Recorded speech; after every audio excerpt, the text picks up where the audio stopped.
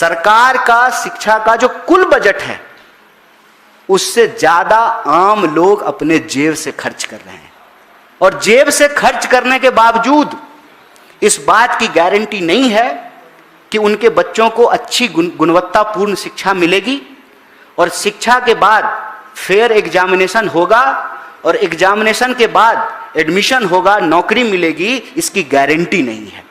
इसीलिए कांग्रेस पार्टी के लिए शिक्षा का सवाल एक अहम सवाल है। इसको लेकर के हम लगातार सड़कों पर हैं, और हम आपको याद दिला देना चाहते हैं, कई सारे बेशर्म प्रवक्ता भाजपा के और मंत्री कह रहे हैं कि अभी एग्जाम है तो आप राजनीति कर रहे हैं। नहीं, आप भूल गए, ये एग्जाम दोबारा हो रहा है, पेपर लीक होने के बाद 1 महीने के भीतर हो रहा है, और आप टेलीग्राम को बैन करके ये लीपापोती कर रहे हैं कि कुछ ही लोगों को पता चलना चाहिए। पेपर लीक जो है पता कब चला? जब करोड़ों में कुछ लोगों को बेचा गया प्रश्न पत्र, और वो जब आगे बेच दिया, मतलब 80 बार से ज्यादा जो पेपर लीक हुए हैं वो तो देश को पता चला है, और कितना पेपर लीक हो रहा है इसकी कोई गारंटी नहीं है।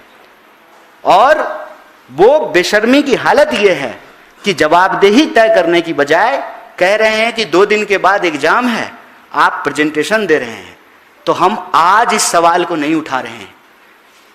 अपनी याद में हम आपको बता दें कि ये लगातार 4था साल है जब नीट के पेपर को लेकर के सवाल उठे हैं। हम आपको याद दिला दें कि पिछले साल भी इसी वक्त सुप्रीम कोर्ट में हमने पिटीशन किया, और सुप्रीम कोर्ट में सरकार की तरफ से हलफनामा दिया गया कि नहीं, ज्यादा पेपर लीक नहीं हुआ है, कुछ सेंटर पर लीक हुआ है, इसलिए रीनीट कराने की जरूरत नहीं है।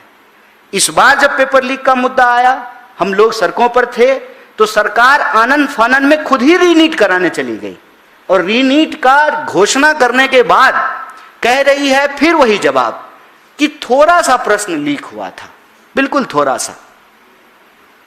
ये कोई जवाब होता है?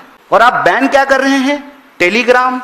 पेपर लीक कहां से हो रहा है? ब्यूटी पार्लर से।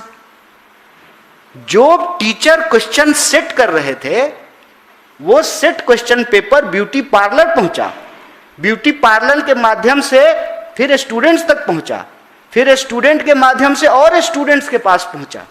ये पूरा का पूरा शिक्षा को व्यापार बना दिया गया है।